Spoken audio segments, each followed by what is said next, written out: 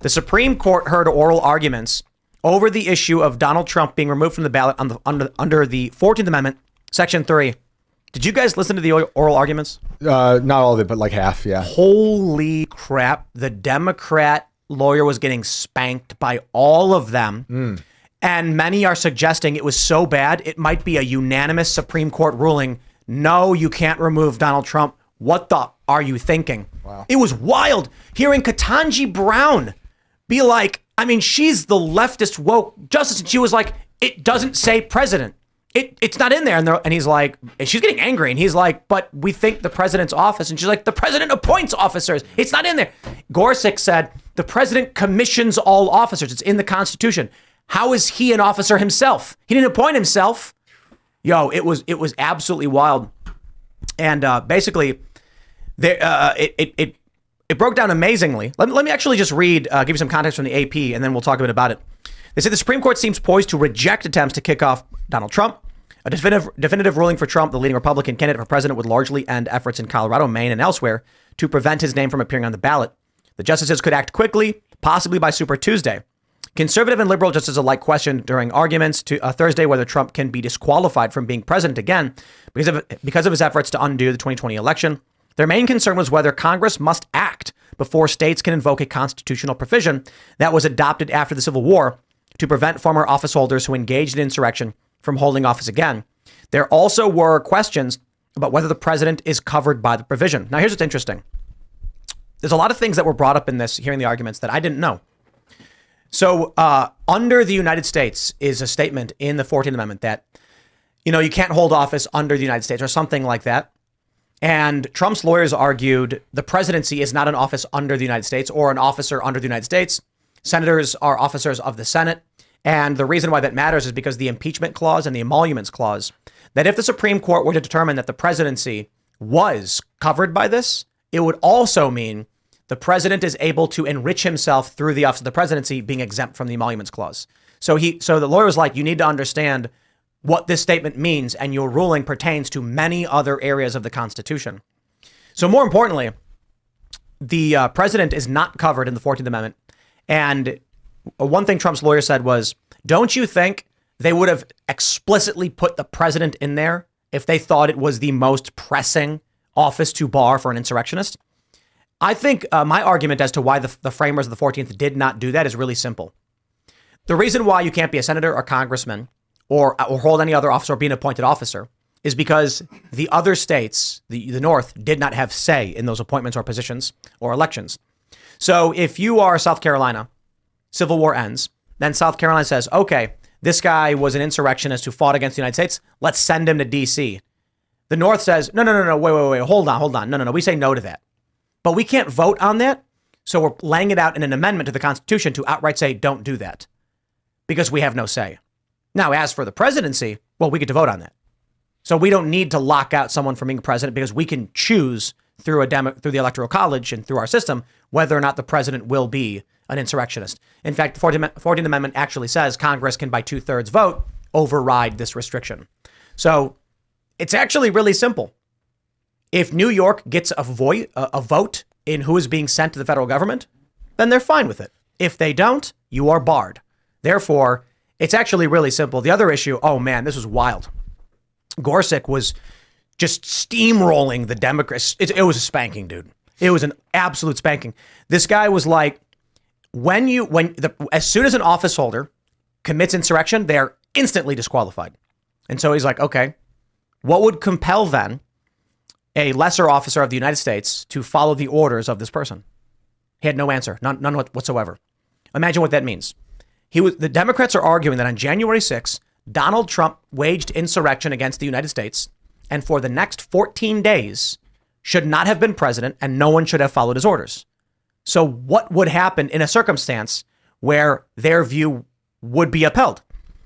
Someone goes, this was actually asked. I think Alito may have asked this.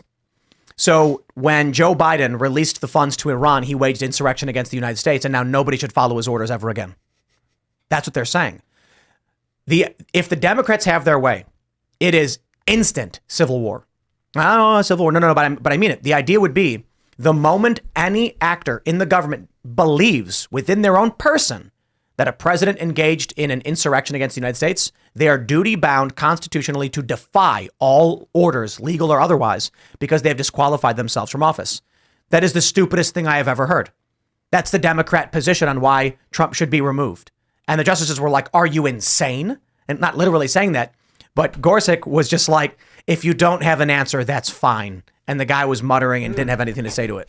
Yeah. I'm no legal expert, so I won't speak to the legalese involved here, but the strategy among some Democrats to try to disqualify Trump through legal means might actually be a threat to democracy. And if Trump supporters were as threatening and violent as they often imply, that I think this would be a more dangerous trigger moment for somebody who is leading, is the presumptive Republican nominee, former president at this point, just something extremely dangerous over something as ambiguous as trying to call what happened on January 6th, an insurrection, completely outrageous, dangerous, and I mean, I hate to adopt their language, but an actual threat to democracy as people in our country understand That was the one thing I was worried about while I was listening to. I think it was about an hour in. I was like, are we not going to talk about what insurrection means? Are we not going to define that word? They're calling out other words. I'm like, because I'm like the death of language, right? Yeah. We're all just going to adopt insurrection now in this argument. But then at a certain point, I think it was after an hour, they were like, well, insurrection is an organized violent effort. Yeah. And then it might have been Jackson who was like, well, this a chaotic one could also do it. Maybe it was someone else, but. And then he goes, it's a riot.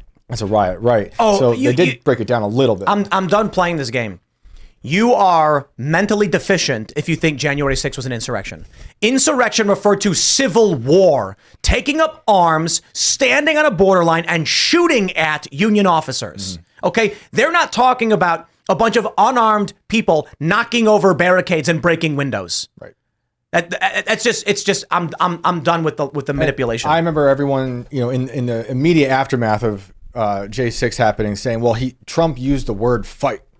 I'm like, so has every other president or candidate ever. I thought of Teddy Roosevelt, the man in the arena. He talks about having blood on your face when doing politics. It's like people use these words. You're just using it as evidence of your narrative. The fear mongering of trying to dress this up as something that it wasn't is evident. There was none of the actual political machinery of some sort of coup or insurrection happening in the background. We actually spoke to the acting Secretary of Defense on this show. I think it was a little bit over a year ago, who said obviously none of that was happening in the background. All of these people would have been necessary to do any sort of coup. Obviously none of that happened. None of his cabinet was on board. Mike Pence didn't try to pull anything. Right. Although Trump might have tried to get him to, Pence didn't. Right.